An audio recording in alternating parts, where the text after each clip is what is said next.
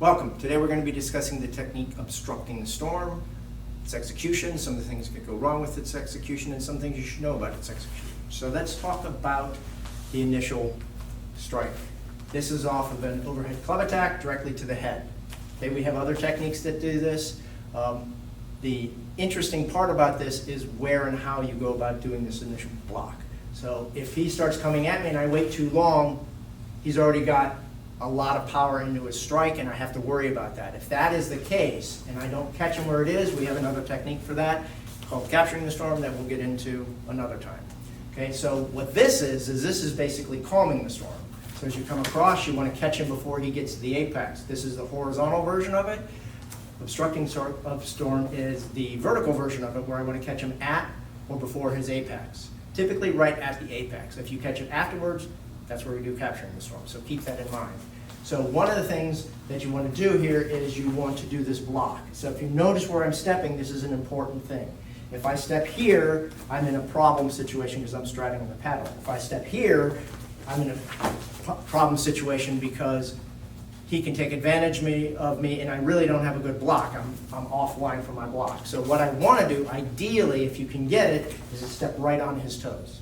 If not, you can step in front of the foot.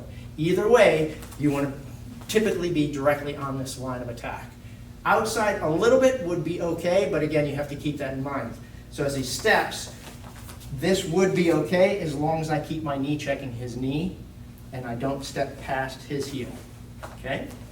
But the best place to be is on the line of attack. So what we're doing is we're doing this universal block. So there's two ways to do this universal block. Left under right and left over right. So which way is the proper way to do it? If I do left over right and I want to hit this person, all I have is the back exposed to me. If I do left under right, now I can get to what I need to get to on the front. So what you want to do is left under right or right over left to get to your ideal blocking situation. So again, catch it at the apex. Now that we've done the block, we don't want to stay here because we haven't done anything to this opponent. So what we want to do is we want to basically do crossing talon. What we don't want to do is pull this left arm off and then reattach it to the opponent.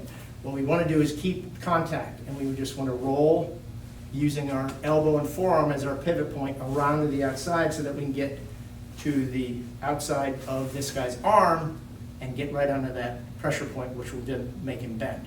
And I am making him bend by pushing on the pressure point. If I were to move, he's not going to bend. If I move onto the pressure point, that'll get him to bend. So that's where you want to be. Okay, so make sure you get the right point. So you do your block at the apex, roll around, get onto the line. At the same time, you're going to just move your foot to the inside and then apply this just in crossing talons. Again, just like we did in the beginning, I don't want to be in this position because even if I've got him bend over, he can then fall on me, trip me, do a bunch of different things to me. So I want to make sure I don't straddle the paddle. What that means is I don't want my heel past his heel. Okay, so even though I'm moving to the inside, I don't want to step too deep unless I move him too, which I could do.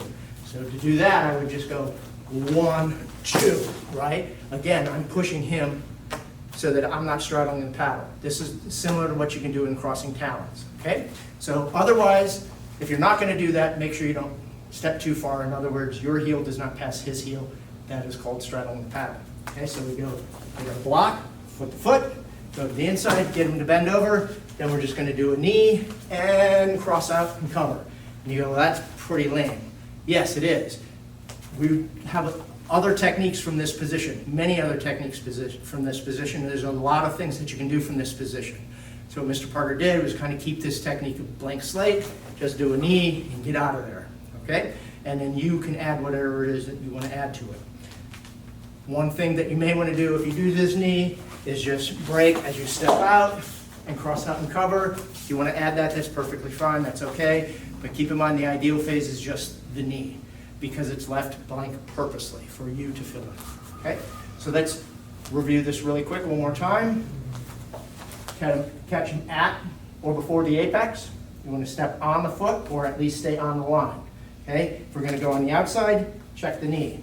Do not get to the inside as much as possible because we haven't checked this guy or controlled this guy yet, and plus, you're offline. You no longer have backup massive direct line up here, so your alignments are off.